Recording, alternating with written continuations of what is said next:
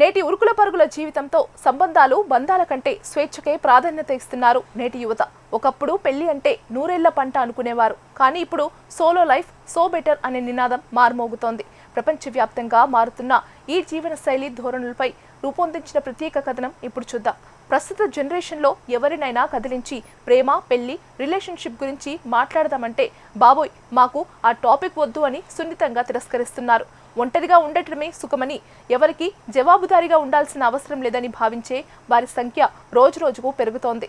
World statistics data విడుదల చేసిన తాజా గణాంకాలు చూస్తుంటే ఈ విషయం స్పష్టమవుతోంది. ప్రపంచంలో సగం కంటే ఎక్కువ మంది అంటే 50% పైగా జనాభా సింగిల్స్ గా ఉండిపోయిన దేశాల్లో స్వీడన్ మొదటి స్థానంలో నిలిచింది. ఆ తర్వాతి స్థానాల్లో డెన్మార్క్, ఫిన్లాండ్, నార్వే వంటి యూరప్ దేశాలు ఉన్నాయి. యూరప్ దేశాల్లో ఇలాంటి పరిస్థితి ఉండటానికి ప్రధాన కారణం అక్కడి సామాజిక భద్రత మరియు ఆర్థిక స్వాతంత్రం. ప్రభుత్వాలే ప్రజల అవసరాలను చూసుకోవడం, ఎవరి మీద ఆధారపడాల్సిన అవసరం లేకపోవడంతో పెళ్లి అనే బంధం కంటే ఒంటరి జీవితానికి అక్కడి వారు మొగ్గు చూపుతున్నారు. అయితే ఆసియా దేశాల పరిస్థితి దీనికి భిన్నంగా ఉన్నప్పటికీ మార్పులు మాత్రం కనిపిస్తున్నాయి. ప్రపంచంలోనే అత్యధిక జనాభా కలిగిన మన భారతదేశంలో ప్రస్తుతం 25% మంది సింగిల్స్ గా ఉన్నారని గణాంకాలు చెబుతున్నాయి. అలాగే పొరుగు దేశమైన చైనాలో 23% మంది ఒంటరిగానే జీవితాన్ని గడుపుతున్నారు.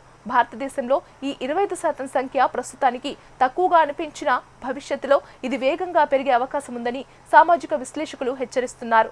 కెరీర్ పట్ల పెరుగుతున్న శ్రద్ధ, వ్యక్తిగత స్వేచ్ఛకు ఇస్తున్న ప్రాధాన్యత, పెళ్లి తర్వాత వచ్చే బాధ్యతలను మోయలేమనే భయం నేటి యువతను వివాహ వ్యవస్థకు దూరం చేస్తున్నాయి. ముఖ్యంగా మెట్రో నగరాల్లో ఈ ప్రభావం ఎక్కువగా కనిపిస్తోంది. ఒంటరితనం అనేది ఒక శాపం కాదు, అదొక స్వేచ్ఛా ప్రపంచమని భావిస్తున్న ఈ తరం ఆలోచనలు రేపటి సమాజాన్ని ఏ దిశగా తీసుకెళ్తాయో చూడాలి.